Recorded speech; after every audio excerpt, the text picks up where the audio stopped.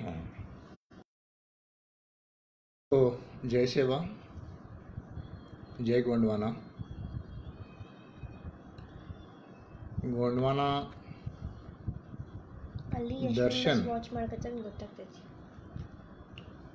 मुझे एक अवसर दिया इसमें फेसबुक में आने की। मैं गोंडवाना दर्शन की सभी दर्शकों को आभार प्रकट करना चाहता हूँ।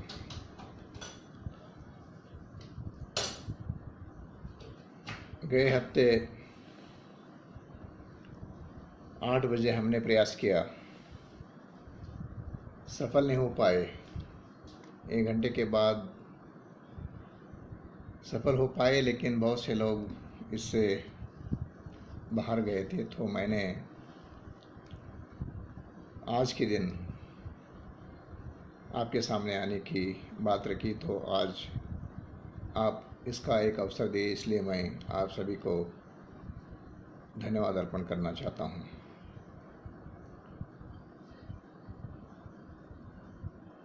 एक अवसर मुझे ऐसा लगता है, भारत की गवर्नरों के साथ अपने आप को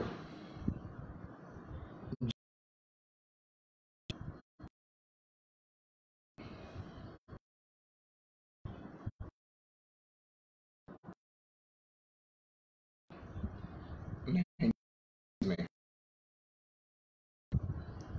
बीदर में मैं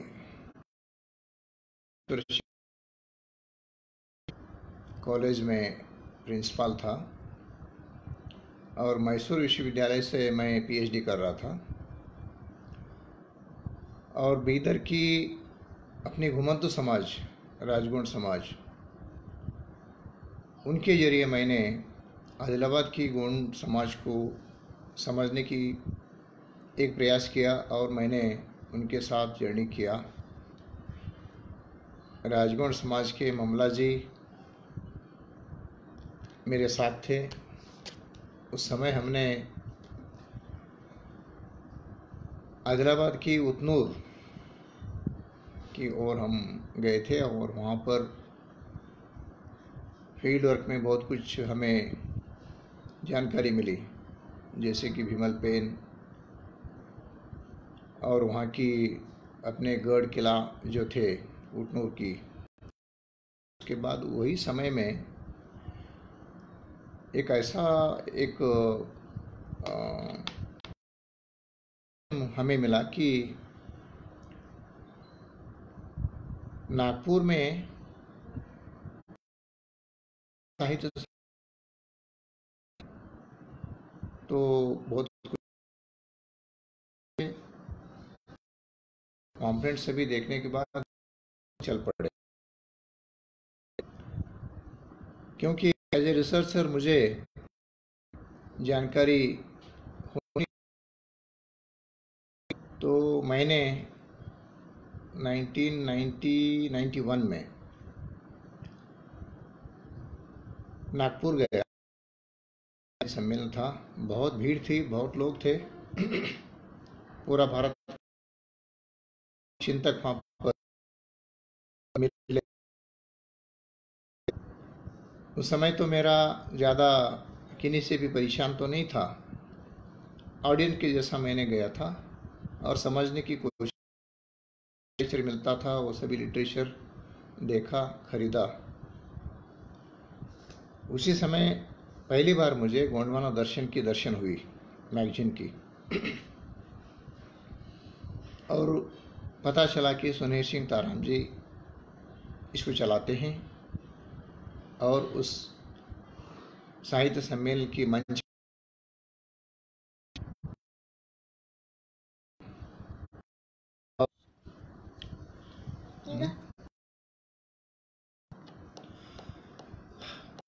मुझे फीडबैक हैं, लेकिन मेरा बात मैं ऐसे रख रहा हूँ। मैं कह रहा था कि 1999 में जब मैं नागपुर पहुंचा तो जी का दर्शन। उसी समय बहुत सी किताबें मैंने देखा और मुझे बहुत अच्छा लगा कि गुण समाज की है चाहिए। मेरा सौभाग्य था, मुझे मराठी भी आती थी और हिंदी। तो हिंदी के बहुत से लिटरेचर वहाँ पर मुझे मिलने के बाद मैं उसे भी और बहुत खुश हो गए उस दिन। कन्नड़ ये उन्हें बहुत आश्चर्य लगा और बहुत खुश हो गए। और मेरे साथ गोंडी बोलने वाले ममला जी आए थे, तो वो गोंडी में बोले तो बहुत खुश हो गए।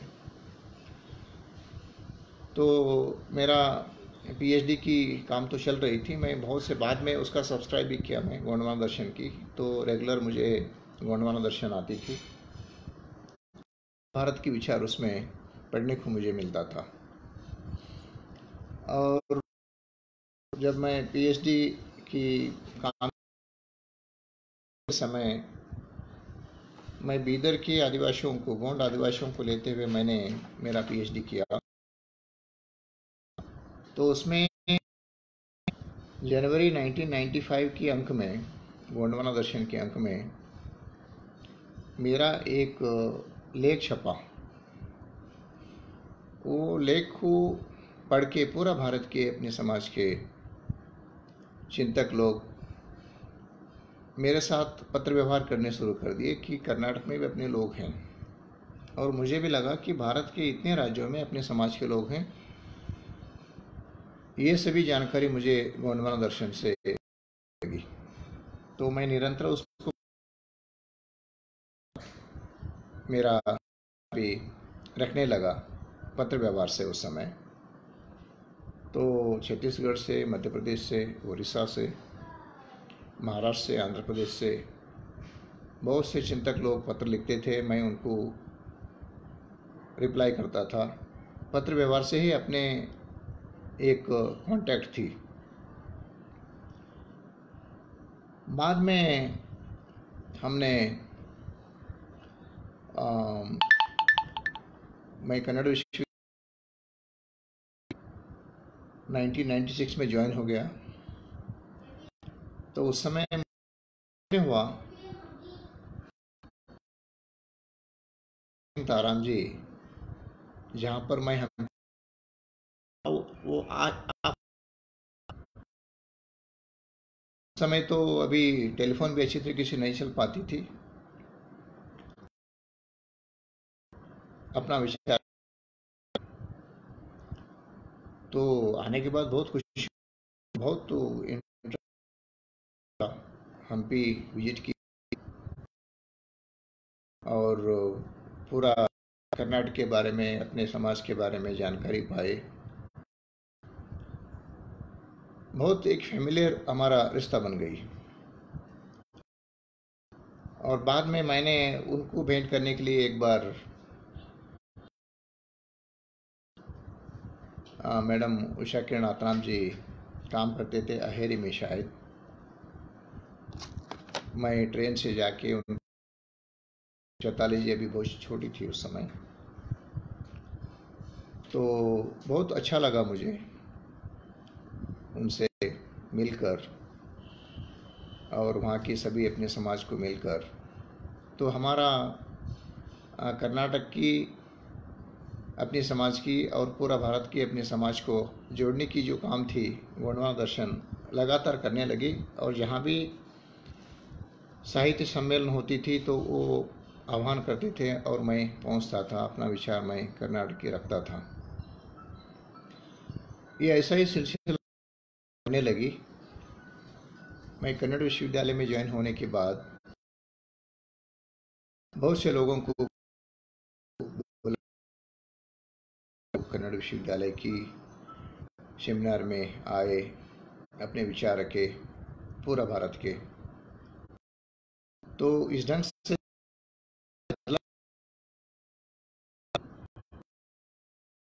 अपने समाज के साथ, जैसा कि मसराम मनोहर जी, नागोराव जी, इनके बारे में मैं सुनता था, श्रीराम आरजू जी, इनके मेरा रिश्ता होने के बाद बारे में जानकारी देते जाता था और वहाँ की जानकारी मैंने प्राप्त करते रहता था, और जहाँ भी समस्याएं हैं उन समस्या को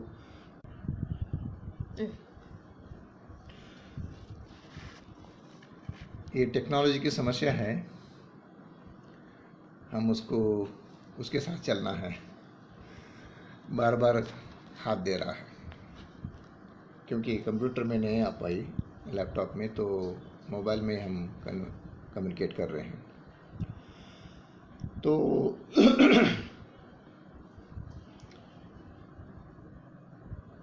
ताराम जी और आतराम जी, उषा किरण आतराम जी, और एक बार कर्नाटक जब वो विजिट किए थे, उस समय मैं 2-3 बार उनको बुलाया था। गोंडी साहित्य सम्मेलन भी हमने किया था बीदर में, उस समय भी आए थे, और मैंने उनको हरिहर की अपनी राजगुण बस्ती को लेके गया था, बीदर की राजगुण की बस्ती को लेके गया था, तो हो गया। और हरिहर की गहनी लाल सिंह के एक लेख लिखा अपने में, फोटो आई, और वो इतना कर्नाटक की अपनी समाज को एक बूस्टिंग दिया। वो लेख, गहनी लाल सिंह 124 साल जीवित थी, गवर्नमेंट की कोई मेडिसिन नहीं ली थी, बेचते ही अपने 114 साल तक वो अपना जीवन व्यतीत की थी। बाद में थोड़ा कमजोर बस्ती में रहती थी, और उनके लीडरशिप में हरिहर की राजगुण की एक बस्ती बनी। और उनके बारे में ये जो लेख थी, ये लेख अपने गवर्नमेंट ऑफ कर्नाटक को हमने बता के उनको कर्नाटक की बहुत बड़ा एक अवार्ड उनको दिलाने में बहुत बड़ा एक सफलता मिली। साथ ही साथ कर्नाटक को और अलग अलग राज्यों को जोड़ने की जो काम थी, गोंडवाना दर्शन ने बहुत भरपूर और बहुत साइंटिफिकली वो किया। ये मुझे बहुत गर्व से बोलने की बात है। उसके बाद हमने 2014 में हमने उस समय ऑलरेडी सुब्रमण्य सिंह ताराम जी बात करके स्टैंडर्ड यानी कि गोंडी को 8वीं अनुसूची में ले जाने के लिए हमने एक स्टैंडर्ड डिक्शनरी बनाना, ऐसा एक सोच लेते हुए सुब्रमण्य एक वर्कशॉप उन्होंने दिल्ली में किया, तो उस समय मुझे भी आह्वान थी, तो मैं दिल्ली गया था। उसके बाद दूसरी जो वर्कशॉप थी हमने कन्नड़ विश्वविद्यालय में आयोजन किया, भारतीय भाषा संस्थान के साथ मिलके। उससे पहले 2009 में भी हमने एक गोंडी साहित्य सम्मेलन, उस समय बहुत से लोग पूरा भारत, ताराम जी को हमने एक अवार्ड भी उस समय दे दी, और मोतीराम कंगाली जी उस समय विशेष वक्ता थे। तो 2014 में एक बहुत बड़ा एक पूरा भारत को चीज़ हमारे सामने आई। गोंडवाना ये डिक्शनरी की जो है, उसका स्टैंडर्डाइजेशन ऑफ डिक्शनरी का जो वर्कशॉप था, अगस्त 24 to 29, हमने 24 to 28 तक अगस्त डिक्शनरी को बनाने में हमने वर्कशॉप किया, और लास्ट डे हमने एक फील्ड वर्क हमने और क्षमा चाहता हूँ मैं ये दिक्कतें आ रही हैं। तो 2014 की जो बात मैं कह रहा था कि जो फील्ड वर्क थी, उस फील्ड वर्क में पूरे अपनी टीम सेंचुरी की ऊपरी हिस्से पर एक रॉयल एम्ब्लम बना रॉक पेंटिंग में, उसको बताने के लिए मैंने पूरा टीम ले गया था। बहुत कुछ लोग हिस्सा लिए थे, सब राज के चकित हो गए कि गोंडवाना की ये राजचिन्ह हाथी के शेर की सवार ये ऐसा जंगल झाड़ी में पहाड़ में कैसा आई हमें। लेकिन ताराम जी कहते थे पूरा हम्पी ये पूरा अपना ही रॉयल एम्बलम बता रहे हैं, तो ये तो पूरा अपना गढ़ है, ऐसा वो बताते थे। तो मैं और पहचानने की विजयनगर साम्राज्य जो है उसकी जो संस्थापक थे उनके नाम थे हक्कगोंडा बुक्कगोंडा। हक्कगोंडा बुक्कगोंडा हकराय बुकराय बन गए, राजा होने के बाद राय बनते हैं। तो उसकी जो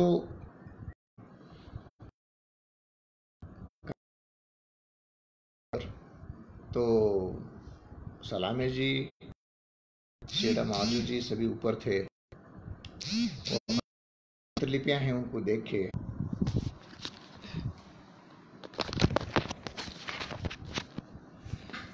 सॉरी ये मुझे तो तकलीफ दे रहा है। इसके बजाय और कोई आपसे आए तो ठीक होता था ऐसे मुझे लगता है। ये पहली बार मैंने फेसबुक में आया, लेकिन बहुत दिक्कत हो रही है। तो मैं ये कह रहा था कि हम्पी में जो चित्रलिपियां हैं उस चित्रलिपियों को बताने के लिए पूरा अपनी में डिक्शनरी के जो आपके चिंतक हमने लेके गया, तो उसमें सलामे जी ऊपर तो आए लेकिन नीचे आने निकलने में बहुत दिक्कत हुई उनको, एकदम बीपी ज़्यादा हुई थी और थोड़ा समाधान करके बाद में हमने नीचे आई। लेकिन सलामे जी वहीं पर वो बता दिए कि ये तो पूरा गोंडी की ही लिपियां हैं और मोहनजोदड़ो और हड़प्पा को वो बिलोंग करते हैं या उसको दर्शाते हैं। मुझे बहुत आश्चर्य हो गया क्योंकि वो लिपियां मैं 10 साल पहले ही देखा था, लेकिन ये गोंडी की लिपि है मुझे मालूम नहीं था। तो उन्होंने मैं अपनी लड़की सहना भी उसको अपने पेपर में 4-5 ऐसा लिख के अपने कंगाली साहब को बताने के बाद वो भी ऑन द स्पॉट बता दिए कि ये तो सैंधवी लिपि है। बहुत खुशी हो गई और लोकल लोग सभी एकदम परेशान हो गए कि ये सैंधवी लिपि है, और पत्रिका में भी उसके बारे में जानकारी आई और बहुत दूर से भी कुछ लोग आए, दिल्ली से आए, बॉम्बे से आए, उसके बारे में डॉक्यूमेंटेशन भी किए पत्र में, यानी कि जर्नल हैंग होता करते हैं। तो बाद में कंगाली जी और सलामे जी उसका एक लेख भेज दिए और वो ने उसको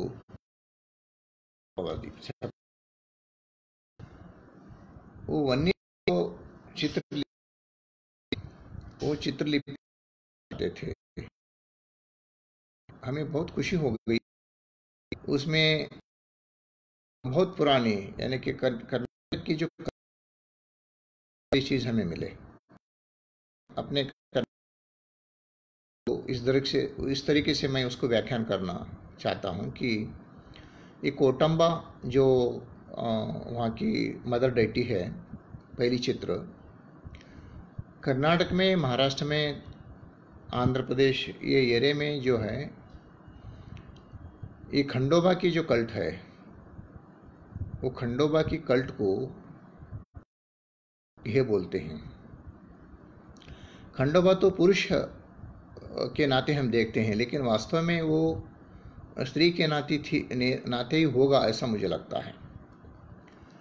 और ये खंडोबा जो है अपने कर्नाटक के जो बड़े बड़े चिंतक हैं जैसा शंबा जोशी वगैरह वो बताते हैं कि ये विंध्याचल से नीचे आ गए और पूरा दक्षिण में। तो ये वास्तव में ये डाइटी क्या है, खंडोबा क्या है, मैलार क्या है, और इसकी जो स्लोगन है कोट क्या है, कोट दर्शन जैसा गढ़ दर्शन कोट दर्शन अभी गोंडी में कंगाली जी जो लिखे हैं, ये तो अपने गढ़ थे। तो उस समय की ये गढ़ भी था और मदर डेटी वहाँ पर थी। तो गोंडी की ओर से इसको देखा जाए तो ये कल्ट वहाँ पर थी, और उसके बाद में वो पूरा भारत में, दक्षिण भारत में अलग अलग नाम से वो बढ़ गई। जैसा मैलार अलग नहीं है, मल्लिकार्जुन अलग नहीं है, बीरोबा अलग नहीं है, विठोबा अलग नहीं है। ये दक्षिण के पशुपालकों की बहुत बड़ा एक डाइटीज़ है। तो गोंडों से टूट के यानी कि फ्रैक्शन कम्युनिटी आने लग होती है। कोया है, इसकी अलग अलग जो व्याख्यान है, माँ की पेट उदर जो बोलते हैं। तो गुफा नारायण जी उसके बारे में हैं। हम सभी तो पहले गुफाओं में थे और गुफाओं में अपने देव देवताओं को, पेन को देखते थे। करीबन 100-150 लोग तो कुछ जो वनिश लिपियां हैं, चित्र लिपियां हैं, उसमें ये दर्शाया गया है कि वहाँ पर रात में बकरी के साथ अपने आदिवासी रहने की जगह है और सुबह और वो अपना बकरी के साथ वहाँ पर जाने का जो है वो, और साथ ही साथ उसके सामने एक उलन मार्केट है। ये चीज़ें वहाँ पर है। तो समय ऐसा है कि बहुत बड़ा एक स्टेज है कि पशुपालन, हंटिंग के बाद पशुपालन एक बहुत बड़ा स्पेस है। उस समय की ये चित्रलिपियाँ हैं, इसको ये क्लियर कर सकते हैं। डिक्शनरी बना, लोकार्पण दिल्ली में हुआ। से लोगों की पूरे राज्य के अलग अलग राज्यों से इसमें शैताली जी, रमेश कासा जी, ये तो पूरा अपने आप को समर्पण कर लिए ये काम में। और हर के जी हैं, हाके जी हैं, सुशीला धुर्वे जी हैं, शीला गुलजार सिंह मरकाम जी हैं, उषा किरण आकराम जी हैं, सुनील सिंह ताराम जी हैं, मोती रावण कंगाली जी, उनकी देहांत होने से पहले पूरा इसके साथ जुड़े हुए थे।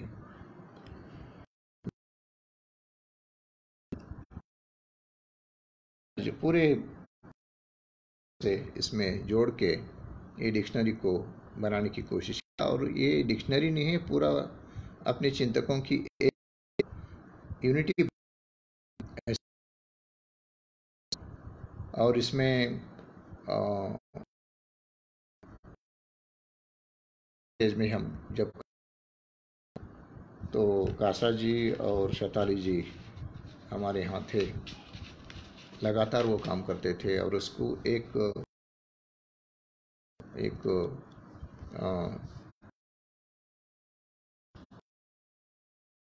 बना रही थी। हाँ, अंतिम एक,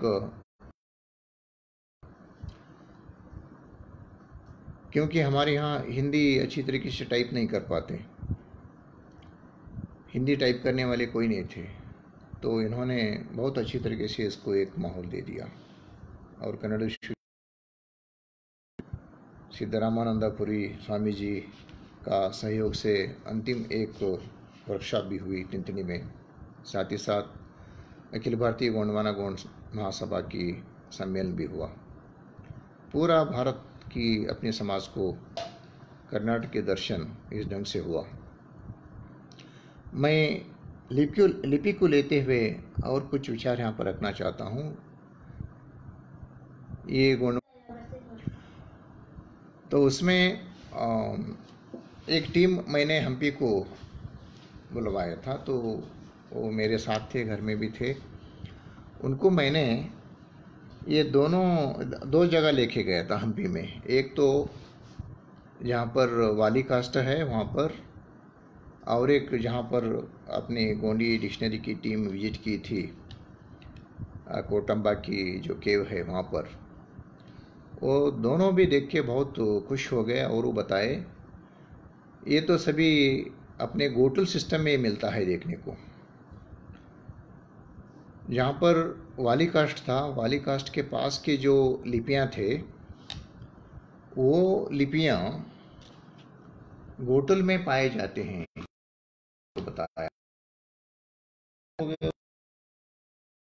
वो ये वही पत्थर है, यहाँ पर वो चित्रलिपियाँ हैं और ये वही केव है, यहाँ पर कोटम्बा आपको देखने को मिलता है। तो ये बहुत आश्चर्य हुआ और वहाँ पर वो पढ़ रहे हैं ये चित्र क्या दर्शाता है। वो बता रहे थे कि इसके नज़दीक में ही एक पानी का झरना है, बड़ा पानी का झरना है, तो वहाँ तो तुंगभद्रा बह रही है, तो इससे इस पार कुछ लोग चले गए, इस पार के उस पार कुछ लोग हैं, ये सब जो बता रहे थे। और ये पूरा पशुपालन के लोग यहाँ पर रहते थे, वो दूध की जो हांडी है उसके सभी चित्र को बता रहे थे। मुझे बहुत आश्चर्य हुआ। और वहाँ की जो वाली कास्ट है, वो वाली कास्ट को अभी बताते लोग कि सुग्रीव वालियों की जो युद्ध हुई थी उस समय वाली मरने के बाद उसको जला दिए और उसकी जो हड्डियाँ हैं अभी पड़े हैं। उसको कोई लेके जाएगा तो वाली उसके साथ आएगा, इसलिए कोई नहीं लेके जाते, वो वहीं पर पड़े हैं उसकी हड्डी बोल के। ये तो गलत है, ये तो मिथ है। लेकिन वास्तव में क्या है, ये वहाँ पर पशुपालक ज़्यादा थे और वहाँ पर ये जो होली है, होली के दिन वहाँ पर बहुत से लोग मिल के होली जलाते थे। वो उसकी जो आउटपुट है वहाँ पर हमें मिलता है, वो क्लियर हो गई। लेकिन यहाँ के जो संकेत हैं, बहुत एज ओल्ड जो संकेत हैं, उससे भी गोंडों के हैं, वो क्लियर हो गई। साथ ही साथ पूरा दक्षिण भारत में आप कौन सा भी टेंपल में जाए तो टेंपल में रॉयल एम्बलम ऑफ गोंडवाना आपको मिलेगा। लेकिन यहाँ के हिस्टोरियंस को हम पूछे ये क्या है, तो वो तो बोलेंगे ये याड़ी है या शुभ संकेत है, इतना ही बताते हैं। ये रॉयल एम्बलम ऑफ गोंडवाना है ये नहीं बताएंगे। अभी मुझे पता चला शॉर्टली कि महारानी दुर्गावती की जो कोर्ट है वहाँ पर रॉयल अपनी जो शंभू शेख की यानी फरसा पेन की जो अपने या अपना समाज की जो एम्बलम है वहाँ पर मिला है। ये शायद वो सभी कोर्ट से भी गिरा था, अभी उत्खनन करने से वो मिला, बहुत खुशी हो गई। और हमने छत्तीसगढ़ में एक बार एक सम्मेलन गए थे, तो वहाँ पर भी वैसे ही चित्र हमें मिले थे। तो शायद पुरानी जो अवशेष हैं, अवशेष में अपने कहीं ना कहीं कुछ न कुछ अपने हिस्से वहाँ पर दर्शा रहे हैं, वो क्लियर हो रहा है। और साथ ही साथ कर्नाटक में 300 से ज़्यादा गांवों के नाम गोंड से जुड़ता है, जैसा भैरगोंडनहल्ली, तिप्पगोंडनहल्ली, वीरगोंडनहल्ली, बामागोंडनहल्ली, ऐसे गांवों के नाम 300 से ज़्यादा गांवों के नाम हमें गोंड नाम से जुड़ा जाता है। तमिलनाडु में मालागोंडाना बेट्टा बोलते हैं। माला बोले तो भी वही अर्थ होता है, गोंडा बोले तो भी वही अर्थ होता है, बेट्टा बोले तो भी वही अर्थ होता है। माला यानी के पहाड़ होता है, गोंडा भी पहाड़ होता है, बेट्टा भी पहाड़ी होता है। तो 3 कल्चर वहाँ पर 3 नाम दिए ऐसा मुझे लगता है, लेकिन कोई नाम को भी वो डिस्कार्ड नहीं किए। माला भी रहा, गोंडा भी रहा और बेट्टा भी रहा। तो इसके ये पहाड़ों के नाम में ही 3 कल्चर की जो पहचान है वहाँ पर बचा है वो क्लियर होती है। और मैंने अभी शॉर्टली मैंने कुछ पढ़ रहा था, तो उसमें ये पारा जो शब्द है, पाड़ी जो शब्द है, ये पहाड़ी शब्द से हमारे यहाँ लोकेशंस हैं। जैसा अभी एक कोई राजा रहता है तो राजा के नाम से एक, जैसा विजयनगर है तो विजयनगर नाम से इतना एरिया बोलते हैं। हमारे यहाँ पहाड़ी नाम से जाना जाता है। यानी कि पहाड़ी तो शादी करने के लिए हम जैसा क्लैन बोलते हैं वैसा। ये पहाड़ी शब्द कहाँ से आई? दक्षिण में तो हम पहाड़ी शब्द आज हम यूज़ नहीं करते, लेकिन पहाड़ी शब्द तो गोंडी में मिलती है, वो तो क्लैन है। तो एक क्लैन का एक जोन था, वो रूल करते थे, तो वही नाम से उसको पहाड़ी, गंग पहाड़ी, ऐसे कुछ नाम हम दक्षिण में मिलते हैं। तो दक्षिण में जैसा अभी गुस्ताव ओपर्ट ने लिखते हैं, और 1881 सेंसस में गोंड नाम से अपने आप को दर्ज हुआ बहुत से पॉपुलेशन दक्षिण में मिलता है। केरला में मिलता है, कर्नाटक में मिलता है, तमिलनाडु में मिलता है। आगे आते आते वो स्लोली गोंड नाम वहाँ पर दर्ज नहीं हुआ, पॉपुलेशन कम हो गई और अलग अलग नाम से दर्ज हो रहा है। तो वो कहाँ गए वो गोंड? उनकी जो पहचान है, पहचान पूरा नदी में मिलता है, पहाड़ में मिलता है, गांव में मिलता है, उनके सरनेम में मिलता है। जैसे बहुत से लोगों के नाम अपने आप को गोंड से, अभी हमारे यहाँ लाड़गोंड समाज है, लाड़गोंड समाज के इसमें नाम ऐसे लिखते हैं कि भूसगोंडा। भूसगोंड क्या होता है? भूस यानी कि सांप भूस बोलता है ना, वो भूस जो शब्द बोलता है वो प्राकृतिक है, तो वही नाम से उनका नाम भूसगोंडा बोलते हैं, मलगोंडा बोलते हैं, कलगोंडा बोलते हैं। तो ऐसे अपने आप को अपने नाम के साथ गोंड को जोड़ा हुआ बहुत से समाज में, ये आदि बणजिगा में भी मिलता है, कुरबा में मिलता है, लाड़गोंडा में मिलता है, कूड वक्कलिगा में मिलता है।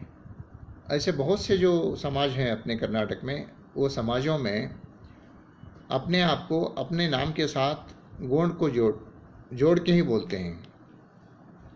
जैसा अभी अगर कोई एक समाज रेड्डी समाज है, तो वो अपने आप को क्या बोलेगा? कल रेड्डी, मल रेड्डी, अपने नाम के साथ रेड्डी जोड़ जाएगा। अगर वो मुस्लिम समाज के हैं तो साहब ऐसा बोल देगा, फ़कीर साहब, वो साहब, ये साहब, ऐसा।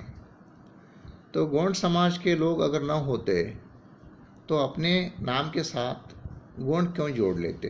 एक प्रश्न आती है। आज भी अपने आप को वो गोंड नहीं बोलेंगे, हम लाल गोंड बोलेंगे, या कूड वक्कलिगा बोलेंगे, या कुरबा बोलेंगे, या आदि बणजिगा बोलेंगे। या अलग अलग राज्यों में, तमिलनाडु में ऐसे 24 कम्युनिटीज़ हैं, वो अपने कम्युनिटी के साथ ही गोंड को जोड़ा हुआ है। अपना समाज के जो नाम रहता है उसके साथ गोंड गोंड गोंड जुड़ा हुआ रहता है, या गौड़ जुड़ा हुआ रहता है, या गाउंड जुड़ा हुआ रहता है। वो सभी भी ओबीसी में गिने जाते हैं, और उनको ये मालूम नहीं कि ये शब्द क्यों न आए हमारे यहाँ। हिस्टोरियंस तो बताते हैं कि ये तो एक विलेज का हेड को गोंड बोलते हैं या गौड़ बोलते हैं। कर्नाटक में आधा जो कर्नाटक है उसमें तो अपने आप को गौड़ के नाम से बोली जाती है। जैसा अभी हमारे प्रधानी थे देवेगौड़ा जी, वो समाज के लोग पूरा आधा राज तो अपने आप को गौड़ के नाम से बोलते हैं। ये गौड़ समाज को हम पूछे कि आपका क्या है हिस्ट्री, तो वो बताएंगे बेंगलुरु का जो राजा था केम्पेगौड़ा, उनके वंशज हम हैं, वो उतना ही बताएंगे, उसके पीछे की हिस्ट्री नहीं बताएंगे। तो ये अंदर कोई फेमस हो गया तो वहीं से अपने आप को अपना समाज की हिस्ट्री बता रहे हैं। वास्तव में उसकी जो जड़ें हैं वो गोंडी में देखना है। जैसा अभी मैं भाषा को लेते हुए बताना है, तो कन्नड़ में, तमिल में, तेलुगु में,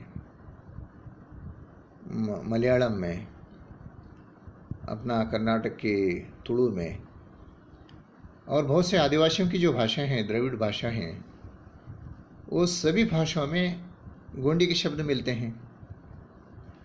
उन्हें पूछा जाए तो ये नहीं बताएंगे कि ये तो हमारा भाषा है, इतना ही बताएंगे वो, लेकिन उसकी जड़ें जो हैं वो सभी गोंडी में हैं।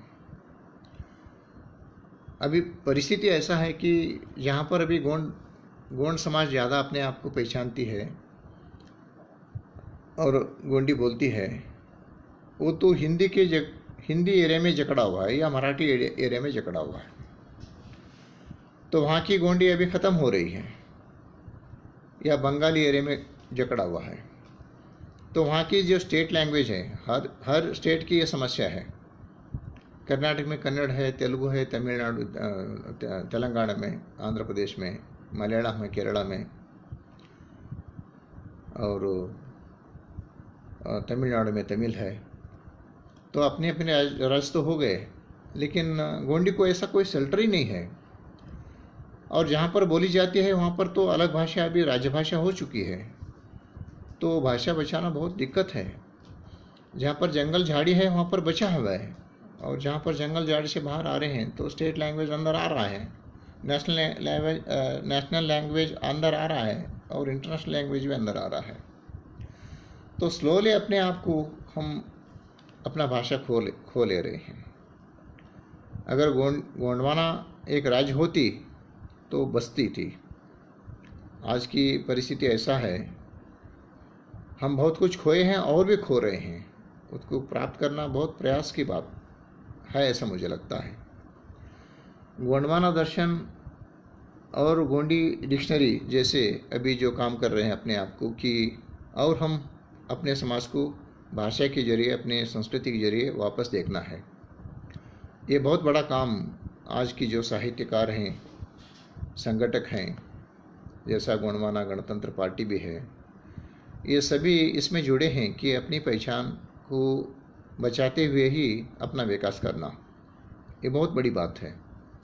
तो इस ढंग से हम प्रयास तो करना है, लेकिन पूरा भारत को हम समझाना, भारत की संविधान में हम आना, ये बहुत उतना ईजी बात हमें नहीं लग रहा। क्योंकि अभी हमारे कुलस्ते साहब तो सेंट्रल मिनिस्टर हैं, फिर भी वो प्रयास भी कर रहे हैं एक बिल लाना सेंट्रल में और इसको 8वीं अनुसूची में ले जाना, जैसा हमने संपत्तियाँ VKGB को मिले थे। और दिल्ली में अपने सभी MPs होने के बाद एक कार्यक्रम भी किए, तो उस समय भी इस बारे में हमने अवगत की पूरे भारत की समाज, अपने समाज। लेकिन इस ढंग से, जिस तरीके से भारत सरकार में ये बात रखना है, वो नहीं हो पा रही, ऐसे मुझे लगता है। ये भी मुझे ऐसा लगता है कि एक ही समाज को हम लेते हुए इसके बारे में हम सेंसिटाइज किए तो भी नहीं होगा। 2004 में ऐसे बहुत समाज की भाषाओं को 8वीं अनुसूची में ले जाने के लिए एक प्रयास हुई है, एक कमेटी थी। तो उसमें जितने कम्युनिटी की रिकमेंडेशन हुई हैं भाषाओं की, उसको हमने प्रेजराइज किया, ये सभी समाज के, आदिवासी समाज को एक फोरम बना के हम सभी मिलके अपनी जो भाषाएं, अपनी जो पहचान है, इसको हम 8वीं अनुसूची में ले जाने के लिए एक प्रेशर ग्रुप बनाया जाए तो हो सकता है, मुझे ऐसा लगता है। लेकिन ऐसा प्रयास आज तक नहीं हो पाई। तो इसके लिए, ऐसा प्रयास करने के लिए एक प्रयास ऐसा हुआ है अपने धर्म कोड को लेते हुए। बहुत से राज्यों की चिंतकगण, अलग अलग आदिवासी चिंतकगण इसमें जुड़े थे और उसकी भरपूर प्रयास भी किए हैं।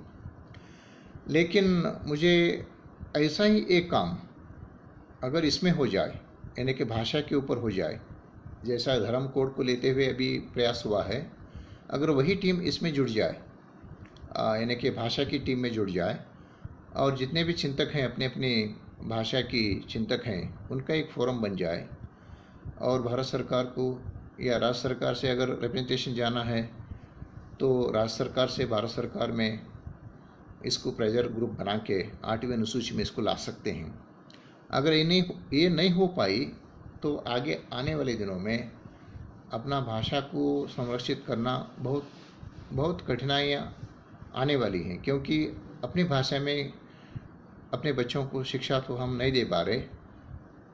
और बहुत से पेरेंट्स ऐसे हैं, जितने पढ़े हुए हम लोग हैं, हम लोग अपनी भाषा, अपनी संस्कृति को बचाना बहुत बड़ा चैलेंज है।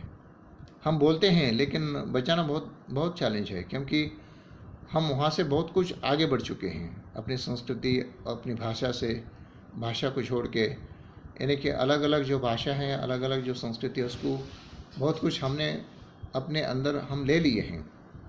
इसलिए अभी आज भी जो भी बचा है भाषा या संस्कृति, तो अपने आप को हम बोलते हैं उनको अनपढ़, लेकिन वो बहुत कुछ अपने समाज के बारे में जानते हैं और वो अपना संस्कृति को बचाए रखे हैं। तो ऐसे जो जोन हैं उनको प्रोटेक्ट करना और रिवाइवल होना है तो हो भी सकता है, ऐसा नहीं है कि नहीं हो पाएगा, लेकिन हमारा मास्टर वो होना चाहिए और उनको हम सपोर्ट करना चाहिए, तो ही हो पाएगा, ऐसा मुझे लगता है। तो ऐसे जितने भी जोन से पूरा भारत में हर आदिवासी की जो भाषाएं हैं, वो भाषा की जो चिंतक लोग हैं, तो उनका एक फोरम बन जाए और एक प्रेशर ग्रुप हो जाए तो शायद ये सक्सेस होगा, ऐसे मुझे लगता है। और अभी भाषा के बारे में भी हमने अपने आप को दर्ज करना है 2021 की जनगणना में। तो 2021 की जनगणना में एक तो अपनी धर्म कोड अगर नहीं है तो भी अपना जो समाज है वही अपना एक धर्म है, ऐसा बोलने में कोई दिक्कत नहीं, ऐसा मुझे लगता है। मैं अगर गोंड हूँ तो मेरा गोंडी ही धर्म है, और एक कोई भील है तो भील ही अपना धर्म है, ऐसा बोल सकते, कोई दिक्कत नहीं है। वो आदर्श में आएगा, आने दो, लेकिन अपना पहचान तो हम रखे हैं। ऐसा ही हुआ है, पूरा पिछले जितने भी सेंसस हुए हैं अपने आप को वैसे ही वो बता दिए हैं। कहीं कोई तुरु बताए हैं, कहीं गोंड बोले हैं, कोई अपना अपना समाज की, अपना जो समाज है वही हमारा ही भाषा है, अपना ही एक धर्म है, ऐसा बताएं। वैसे आंकड़े हमें मिल रहे हैं। अगर एकजुट से अगर एक शब्द के ऊपर हम नहीं आएंगे तो अपना आइडेंटिटी तो हम रखना है अपने सेंसस में, तो ये तो काम होना है। अगर हो सकता है एक ही हमें एक मिलता है कोड, तो वो कोड में हम जाएंगे। अगर नहीं, कोड नहीं देगा तो अदर्स में भी हो, लेकिन हमारा रिकॉर्ड तो होता है, गोंडी भाषा है और गोंडी धर्म है, या कोयतुर धर्म है, गोंडी भाषा है, ऐसा हम बता सकते हैं। या अपना अपना जो भी है वो सभी अपने आप को ऐसा ही अपना आपको दर्ज करेंगे, ऐसा मुझे लगता है।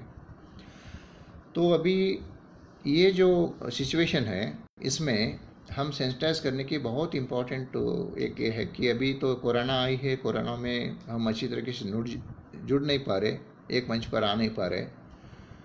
हो सकता है तो ये जितने भी, जैसा भी गुलजार जी वगैरह इसमें हैं, तो गुलजार जी, उषा किरण, आतराम जी, ऐसे आपकी जो फोरम्स हैं, अपना जो प्लेटफॉर्म है, प्लेटफॉर्म में ऐसे चिंतकों को बुला के एक वेबिनार हो जाए कि 2011 की जो इसमें अपने आप को कैसा दर्जा जाए या अपने समाज को क्या दर्शन दिया जाए, तो भाषा कैसा बचाई जाए, धर्म कैसा बचाया जाए, अपनी संस्कृति कैसा बचाया जाए, इसके बारे में हम अपनी बात रख सकते हैं। और कुछ तो कुछ एक अच्छा काम होगा, ऐसा मुझे लगता है। और ये सभी अगर क्लियर हो जाए, या ऐसा अभी जो अपने एमपीज़ हैं या सेंट्रल मिनिस्टर वगैरह हैं, तो अगर वो भी ऐसा कुछ वो चाहते हैं हर राज्य के अपने लोगों को, जैसे कि कुलस्ते साहब बता रहे थे कि हमें हर राज्य से कुछ ऐसे चिंतक लोग चाहिए कि राष्ट्रीय स्तर पर ऐसे यानी कि सांस्कृतिक चीज़ों के ऊपर काम करना है। तो मैंने कर्नाटक से कुछ लोगों के नाम उनको भेजा था। तो अगर वो भी लीड करते हैं तो वेबिनार से हो या कैसा भी हो, एकजुट की या एक निष्कर्ष वहाँ पर आई, तो मेमोरेंडम के जरिए या अलग अलग हमारा जो ये है उसके ऊपर हमने प्रयास करके भारत सरकार को हमने ये बता सकते हैं। सॉरी ये दिक्कत हो रहा है। अगर आप सभी चाहेंगे तो जितना गोंडी डिक्शनरी की जो टीम है या धर्म कोड की जो टीम है, उन सभी को वेबिनार में जोड़ने की एक तो आप प्रयास करें तो हम उसमें जुड़ेंगे, नहीं है तो अगर आप कहेंगे उनके सभी नेटवर्क हमें दे देंगे तो मैं ही उसको ऑर्गेनाइज कर सकता हूँ यहाँ से।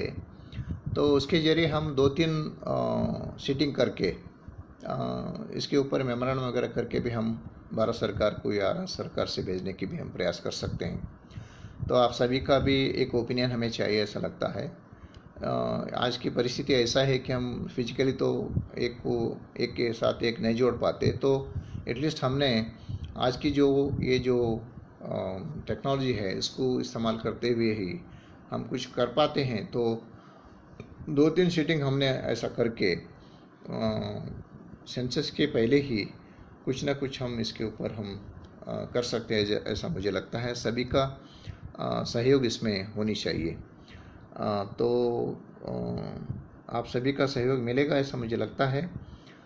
और साथ ही साथ मुझे ये सभी कोरोना होने के बाद मैं और ऐसा चाहता हूँ कि जो डिक्शनरी की टीम है और विशेषतर ये गोंडी लिपि के बारे में जो सलामी जी काम किए हैं, मैं उनको ऐसा एक छोटा सा एक टीम को, जैसा बिरसा आतराम जी भी कह रहे थे कि हम कर्नाटक आना चाहते हैं, देखना चाहते हैं, बहुत अच्छे विचार रखने वाले बहुत से लोग हैं हमारे साथ, तो उनका एक टीम जैसा रिसर्च टीम के जैसा वो हमारे यहाँ आएंगे और मैं उनको तमिलनाडु तक ले जाना चाह रहा हूँ। तमिलनाडु में ऐसे बहुत सी चीज़ें हैं, परखने की कोशिश करना है, क्योंकि अगर छत्तीसगढ़ से लोग आएंगे तो मुझसे अच्छी तरीके से परख के वो पता चला सकते हैं कि ये क्या है। बहुत आश्चर्य की चीज़ यह है कि तमिलनाडु में और कर्नाटक की चामराजनगर डिस्ट्रिक्ट में रावण को पूजा होती है, रावण की पूजा होती है। वहाँ से बहुत से लोगों के नाम रावण के नाम से है। जैसा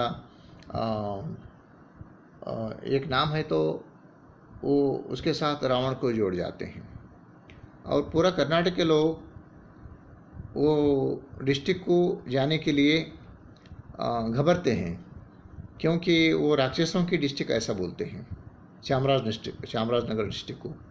और वहाँ की जो अधिदेवता है वो रावण है, रावण की पूजा होती है वहाँ पर। लंकेश्वर बोल के वहाँ पर एक जगह है, तमिलनाडु और कर्नाटक की बॉर्डर में आती है। बहुत पुराने अवशेष वहाँ पर मिले हैं और बृहद शिला संस्कृति के भी चीज़ें वहाँ पर मिले हैं। वहाँ पर रावण की त्यौहार होती है। वहाँ पर जो कुर्मन ट्राइब्स है वो रावण को अपना देवता बोल के मानती है। तो ये जो चीज़ें हैं रावण को लेते हुए मध्य भारत को जोड़ने की, और वो जो पालार नदी है कर्नाटक की कावेरी के तट पर, वो जगह को परखने की, और वहाँ पर जो रॉक पेंटिंग्स है तमिलनाडु में धर्मपुरी डिस्ट्रिक्ट, सेलम डिस्ट्रिक्ट में बहुत कुछ रॉक पेंटिंग्स हैं, उसमें चित्रलिपियाँ हैं। तो उसको परखने के लिए मुझसे नहीं हो पाता, मैं देख के आया हूँ अभी। तो सलामी जी और ऐसे जो टीम है वैसे एक टीम 2-3 दिन अगर वो समय दे दिए तो वहाँ पर हम उनको ले जाने की और उसमें क्या है उसको परखने की हम भी कोशिश करना एक हमने विचार रखा है। तो ये सभी कोरोना ख़त्म होने के बाद जितने भी चिंतकगण हैं पूरा भारत के अपने समाज के अलग अलग, जो घोटल के मास्टर्स हैं, घोटल के बारे में अच्छी तरीके से जाने हैं, वो सभी दक्षिण में आए। और जहाँ पर भी मुझे लगता है, मेरा एक तर्क है, वहाँ पर अपना कुछ तो कुछ है ऐसा मुझे लगता है। वो आप भी देखें तो क्या होता है, मुझे सपोर्ट ज़्यादा होता है और मैं बहुत अच्छी तरीके से वो चीज़ों को अपने समाज के सामने रख सकता हूँ। अभी मैं कुछ चीज़ों को यहाँ पर बताता हूँ तो बहुत से लोग उसको सहमति नहीं दे पाते। नहीं, ये तो आप अलग बता रहे हैं, हमने ऐसा नहीं सोचा, ऐसा बताएंगे। मैं एक हफ्ता ही पहले गोंडवाना घड़ी के बारे में यूट्यूब में देखा, बहुत अच्छा वो कवरेज किए हैं। एक चिंतन की बात है। वैसे ही बहुत से आश्चर्य की बात दक्षिण में है, दक्षिण भारत में। उन सभी को परखने के लिए एक टीम होना चाहिए। वैसा टीम हम जोड़ेंगे और आगे ऐसा एक समय आ जाए हम सभी मिलके उसको परखने की कोशिश करेंगे और पूरा विश्व को उसकी जानकारी देने की हम कोशिश करेंगे। और मैं 2-3 व्याख्यान मैंने नारविन टेकाम जी की सुना, बहुत अच्छी तरीके से अपना विचार रख रहे हैं, पूरा विश्व को जोड़ रहे हैं। ऐसी चीज़ें पूरा दक्षिण में भी आना चाहिए और अपने आप को उसमें सम्मिलित होने की बहुत ईजी से हो सकते हैं, क्योंकि ऐसे विचार उसमें हैं। तो उस ढंग से हम अपने विचार रखने की कोशिश करना है। आगे आने वाले दिनों में हम वैसा ही सभी हम प्रयास करेंगे। और आप सभी इसमें हिस्सा लिए हैं बहुत अच्छी तरीके से, क्योंकि इसमें मैं क्या बोला, आप क्या प्रश्न अगर पूछते हैं तो उसमें हम आदान प्रदान कर सकते हैं। लेकिन ये वन वे हो रहा है, मैं जो बोल रहा हूँ कितना आप समझ रहे हैं नहीं समझ रहे हैं मुझे मालूम नहीं हो रहा। तो हमने इसको वेबिनार के रूप से या अलग रूप से अगर हम कन्वर्जेशन किए तो अच्छी तरीके से होगा ऐसा मुझे लगता है। लेकिन ऐसा जो एक अवसर आपने दिया गौण मनोदर्शन के माध्यम से, मुझे बहुत अच्छा लगा। मैडम जी का मैंने बात सुना परसों में, उषा किरण आत्राम जी की, बहुत अच्छी तरीके से पूरा गोंडवाना की दर्शन उन्होंने करवाया, नर्मदा के बारे में बताए, बहुत कुछ विषय उन्होंने बताए हैं। ऐसे हर एक दिन चिंतकों को आप इसमें ला रहे हैं और अपना विचार प्रकट करने की जो समय दे रहे हैं, बहुत अच्छी चीज़ें हैं ये। आगे आने वाले दिनों में हम और ज़्यादा हम इसमें हिस्सा ले लेंगे, और जो एडवांस टेक्नोलॉजी हैं उसमें भी हम इसमें जाने की कोशिश करेंगे। मुझे लगता है यूट्यूब इससे भी अच्छा होगा। यूट्यूब में अगर लाइव दे देंगे तो ज़्यादा असरदार होगा ऐसा मुझे लगता है। आगे आने वाले दिनों में ये सभी हम करेंगे। इतना ही मैं इस समय बता के आप सभी को धन्यवाद अर्पण करता हूँ। जय सेवा।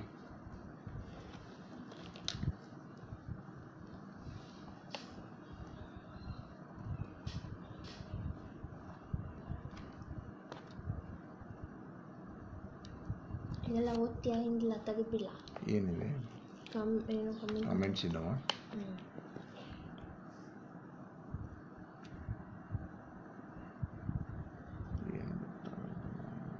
ವಾಚಿಂಗ್ ವಿತ್ ಯು ಅಂತಿದೆ.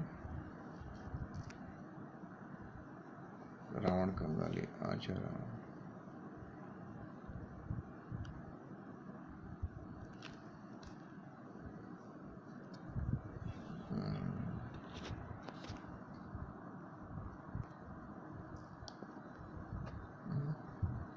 ಇಲ್ಲ